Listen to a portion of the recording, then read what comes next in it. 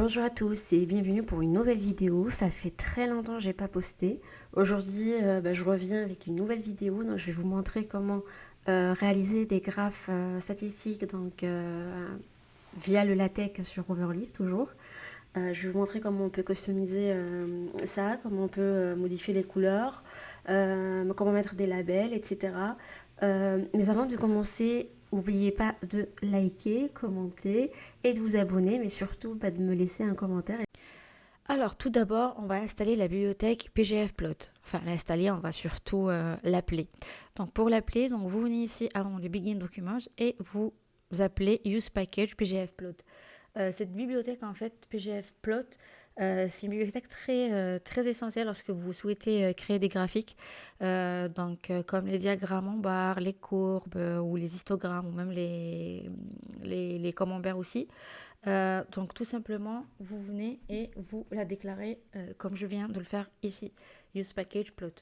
Donc une fois que c'est fait, on va venir, on va appeler un environnement qui s'appelle TIGS, qui est une bibliothèque très puissante aussi pour dessiner des graphiques. Voilà, sans cet environnement, on ne peut rien faire. Donc Begin, TIGS, voilà, TIGS Picture. Toujours un environnement, il est déclaré par un begin et un end. Ensuite, on va venir, on va déclarer l'environnement begin axis. Vous allez voir, axis. Cet environnement est très important également parce qu'en fait, c'est dans cette partie-là, je vais mettre décroché, c'est dans cette partie-là qu'on va déclarer les paramètres de notre graphe. Donc, c'est là qu'on pourra on pourra définir un titre, le type de graphe qu'on souhaite dessiner, les labels qu'on va donner à l'axe des X et des Y. On pourra décider également de la largeur des barres, de l'espace qu'il y a entre chaque barre et même les couleurs qu'on souhaite attribuer pour chaque barre. Voilà, donc on va commencer tout d'abord par définir le type de graphe qu'on veut mettre en place. Nous, dans notre cas, on va mettre, ce sera un diagramme en barre.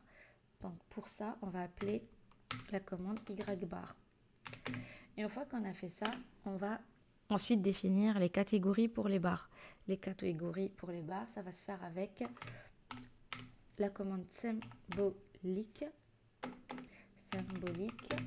Ensuite, donc symbolique X, et on va mettre quartz. Et là, je vais définir donc ma liste de catégories. Enfin, catégorie, je dis catégorie, mais en gros, c'est la série. Donc, moi, je vais déclarer catégorie. Alors, catégorie A. Donc, je vais faire des copier-coller pour aller plus vite. Donc, moi, je veux créer un diagramme en barre avec 4 barres. OK. Catégorie B, catégorie C, et je vais mettre catégorie D. Voilà, une fois que c'est fait, on va mettre un point virgule très important. Chaque propriété doit avoir une virgule à la fin. Sinon, vous aurez des problèmes de compilation. Ensuite, une fois qu'on a fait ça, on va déclarer xtick. Ça, c'est pour dire qu'il va prendre les données, tout simplement. Ensuite, on va déclarer donc l'axe qui représente, l'axe des Y. Ok. Donc là, je vais faire X label, plutôt Y label. Voilà. Et là, je vais définir en gros le titre que je veux mettre pour l'axe des Y. Moi, je vais l'appeler juste valeur. Et voilà, c'est juste un exemple que je vais illustrer. Ensuite, on va faire pareil pour l'axe des X. Donc là, moi, je vais l'appeler catégorie. Toujours point virgule, toujours virgule. Ensuite, qu'est-ce qu'on peut faire? On va définir une valeur maximale et minimale pour Y. Donc, je vais mettre un Y min que je vais définir à 0. En gros, l'axe des Y, ben, il commence à 0.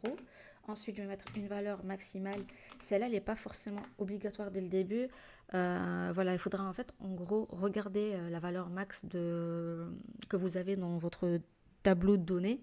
Et c'est à partir de là, en fait, que vous allez définir le Y max. Moi, je le connais à l'avance, donc du coup, je peux le mettre. Donc, je vais mettre 30. Ensuite, je pense qu'on peut s'arrêter là, déjà.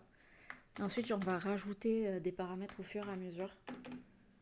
Comme ça, vous allez voir en gros ce que ça fait et surtout l'importance de ces propriétés.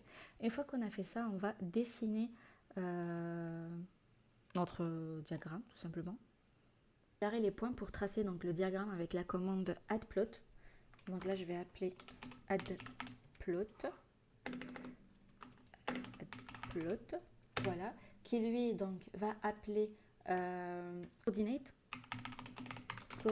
pour lui dire qu'en fait il va prendre des coordonnées, et comme c'est des coordonnées, on va définir une clé-valeur pour chaque barre. Ok, donc la première coordonnée, ça va être catégorie A, à qui je vais attribuer la valeur de 5. Ensuite, catégorie, c'est toujours des coordonnées, donc catégorie B, à qui je vais attribuer la valeur de, allez, on va mettre 10. Ensuite, ça va être la catégorie C. Oups. Catégorie C, à qui je vais mettre la valeur, je sais pas, je vais mettre 3. Et la dernière barre, ça va être catégorie D, à qui je vais attribuer la valeur de 12. Voilà, là on est pas mal. Et on va finir par un point virgule. Cette fois-ci, c'est pas un point parce que c'est la dernière commande. Ok, donc je récapitule. Donc on va déclarer un begin axis acquis. Donc on va mettre des crochets acquis. Enfin à l'intérieur, on va définir les propriétés de notre graphe. Donc là y bar parce que nous on souhaite dessiner un diagramme en barre tout simplement. Et vous voyez là, en fait, le addPlot pour dessiner le graphe, il se fait à l'extérieur de la déclaration de mon axis en gros. Alors, un CTRL S pour compiler. Alors là, j'ai des erreurs. Je vais voir pourquoi ça ne veut pas se compiler. Alors déjà, c'est TX Picture et c'est pas TKZ Picture. Il manque un I ici. J'ai un problème avec mon clavier, donc à chaque fois que la touche I ne marche pas très bien, il faudra appuyer. Il faudrait que je change de clavier, tout simplement. Ici aussi, j'ai une erreur pour le addPlot. On va voir ce qu'il dit. Sorry, I could not read the plot coordinate near. Pourquoi tu n'arrives pas à lire? Donc là, j'ai bien la catégorie. Ah oui, mais en fait, il ne faut pas mettre des virgules, pardon. Il ne faut pas mettre des virgules. Enfin, en gros, il ne faut pas séparer. Ok. Et là, c'est parfait. Très bien. Du coup, voilà à quoi ressemble notre diagramme en barre. Il est tout moche. Il est tout moche. De 1, déjà, les valeurs que j'ai attribuées, elles sont très petites. Alors que là, j'ai la valeur max à 20, à 30. Donc là, déjà, je vais mettre 20. Je vais un petit peu agrandir les valeurs. Ok. Du coup, là, on a notre diagramme en barre. Ce qui m'énerve un peu, en fait, c'est que en gros, les labels des barres, elles sont très collés. Vous voyez, là, j'ai catégorie A et juste après, catégorie B, c'est très collé. Du coup, on pourra en fait mettre un peu d'espace pour le rendre un peu plus joli que ça. Donc, pour faire ça, on va appeler la commande width, à qui on va attribuer 0,8 text width. Text width. Voilà. Toujours le point virgule. Et voilà, déjà là, ça va mieux. On peut mettre un peu plus, mais je trouve que c'est pas mal comme ça. Un deuxième truc que j'aime pas trop aussi, c'est en fait la largeur des barres. Elles sont très très très très petites. Du coup, on va augmenter un petit peu. On va faire ça avec barre width, à qui on va attribuer la valeur de 30 points. Normalement, bah, les barres elles sont très larges, voilà. Ok, ça c'est pour le premier diagramme. Ce qu'on peut faire pour l'améliorer un peu plus, c'est de changer un petit peu la couleur en gros de mes barres. Pour faire ça, en fait, vous venez dans le Add Plot, juste là, et vous rajoutez toujours, en fait, si vous voulez, si vous avez une commande ou un environnement auquel vous voulez rajouter des propriétés, vous venez vous rajouter des crochets. Et à l'intérieur, vous mettez les propriétés que vous voulez. Donc là, pour notre part, nous, on veut lui attribuer une autre couleur que celle définie par défaut. Parce que là, le bleu qu'on voit, ou je sais plus si c'est un bleu ou un violet, mais voilà, en fait, c'est la couleur par défaut. Mais on a la possibilité de mettre la couleur qu'on souhaite. Je vais mettre du orange un petit peu. Voilà, du coup, comme ça, vous pouvez changer la couleur de votre diagramme tout court. Donc, soit vous laissez la couleur de base, donc avec la fonction addPlot, comme ça, ou bien vous rajoutez l'attribut file à qui vous attribuez donc, la couleur que vous souhaitez.